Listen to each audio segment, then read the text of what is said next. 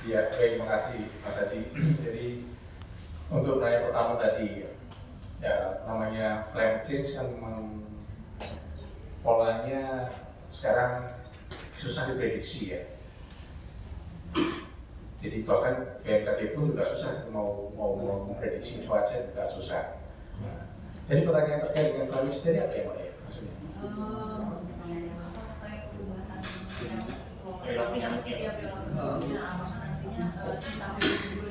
Oh, iya. Kita sih sampai saat ini belum mendapatkan, biasanya itu apa namanya ya, dari BMKG itu memberikan informasi awal ya, tahun depan itu seperti apa. Tapi tahun ini kita tuh belum dapat informasi dari BMKG tahun depan itu seperti apa. Jadi mereka juga susah untuk memprediksi ya, sehingga ya terus terang saya belum bisa menjawab tahun depan itu sama atau lebih baik atau lebih buruk ya. Moga-moga apapun kondisi cuacanya ya. Tapi yang penting adalah jangan sampai kita lengah gitu. Kalau kita sudah tahu bahwa cuacanya itu berubah-ubah, ya tadi yang dikatakan oleh itu bahwa 3M itu harus ada di pikiran kita, pokoknya harus selalu jangan ada faktor segala macam gitu. Kemudian yang kedua terkait dengan di Depok mungkin ya, rumah sakitnya nggak begitu banyak. Jadi kalau kita melihat contoh seperti di NTB ya, jadi NTB itu kapan itu juga sempat outbreak. Yang mereka lakukan adalah puskesmas itu mereka gunakan untuk merawat, itu bisa seperti itu, sehingga tidak terjadi penumpukan di rumah sakit. Sehingga yang penting justru adalah dari ada istilah triase, rangkaian triase. Jadi triase itu kalau ada di pernah ke rumah sakit, di depan itu kan nggak langsung masuk gitu, itu ada dokter yang meriksa, akan diberikan warna hijau, kuning, merah, ya gitu ya, terlihat masih ya, hijau, kuning, merah. Nah, artinya kalau hijau itu biasa, jadi dia bisa dirawat terus pulang. Tapi kalau kuning hati-hati, kalau merah ini yang dia harus masuk benar-benar perawatan imun intensifnya. Sehingga yang perlu kita lakukan sama seperti tadi, kalau di puskesmas diperiksa ini masih dalam kondisi yang bisa dimonitor di puskesmas, dia dirawat di situ. Tetapi kalau sudah ada tanda-tanda yang tadi Prof yang disampaikan kebocoran, dia harus dirujuk ke rumah sakit. Jadi memfungsikan, pertama adalah fungsi triasenya, yang kedua adalah bagaimana memfungsikan sistem rujukannya supaya kondisinya itu bisa lebih baik ya, dan tepat sasaran sehingga tidak terjadi penumpukan di salah satu rumah sakit. Gitu. Itu harusnya bisa dilakukan. Kemudian yang kedua terkait dengan pertanyaan dari Detik.com, apakah mungkin akan terjadi dua puncak? Ya. Kayaknya sih enggak, karena mestinya di depan kita perlu melakukan kewaspadaan. Mungkin saja Juli Agustus mungkin akan ada kenaikan, meskipun tidak sampai terjadi puncak gitu ya.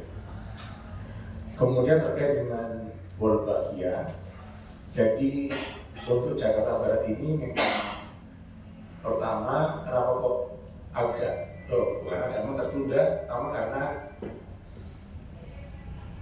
untuk melakukan intervensi Wolbachia kita harus ada MOU.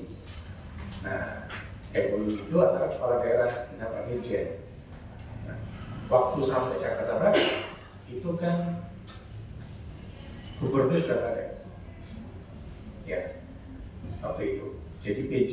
Nah, karena PJ Pak Heru, kemudian ada kami kan, beliau wah ntar dulu nih gitu kan, apalagi Jakarta itu kan ya apalagi mau pemilu kan, jadi ditunda dulu. Tapi kita sudah tangan Pak Herunya, tinggal kita sekarang persiapan. Kemarin juga sempat, kalau teman-teman dengar gudangnya Sudin Jakarta Barat kan sempat terbakar. Nah itu logistik kita juga situ untuk MBR segala macam. Jadi sempat ya ini tertunda juga gitu. Kita karena gudangnya yang terbakar ya Kalau saya tanya ke teman ada ember ya, ember beberapa, pokoknya logistiknya yang jadi yang kita harus catat ulang. Tapi intinya memang sekali lagi bahwa belajar di mana dari Yogyakarta bahwa untuk pelepasan nyamuk berkeluarga ini memang tidak boleh harus betul-betul melihat kesiapan masyarakat. Jadi kalau masyarakatnya nggak siap, itu potensi untuk penolakan itu akan tinggi. Jadi lebih baik kita siapin dulu, ya kita lakukan apa itu namanya indeks penerimaan masyarakat. Ya. Kalau sudah tinggi di atas 90% baru kita lepas. Kalau enggak, kita nggak berani. Ini yang kita lakukan juga di mana, di Bontang, di Semarang dan lain-lain. Nah, terkait juga tadi dengan Polbakia, kapan akan menghasilkan? Ya. Jadi ini sebagai informasi bahwa saat ini memang tingkat persentase Polbakia di lapangan itu memang tidak seperti harapan kita. Ya, pertama karena ini namanya kan Lima itu tempat pilot ya. Jadi kita pengen tahu di daerah itu bagaimana pelaksanaannya. Contohnya nih, di Bontang. Bontang itu karena ternyata kan dia katulistiwa itu panas sekali. Dan di sana itu rumahnya rata-rata pakai seng. Ya. Dan kemarin belajar dari Jogja, ini embernya ditaruh di atas, di atap. Nah, bukan di bawahnya, pokoknya di dekat sama langit-langit gitu ya. Padahal Jogja sama Bontang beda. Di Jogja banyak pakai genteng, ya. Di Bontang pakai seng. Jadi panas banget.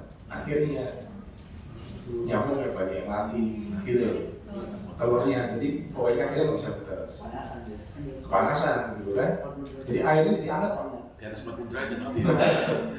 Airnya jadi hangat. Nah, jadi itulah makanya kenapa kita anggap aja supaya tahu, oh kalau daerah yang panas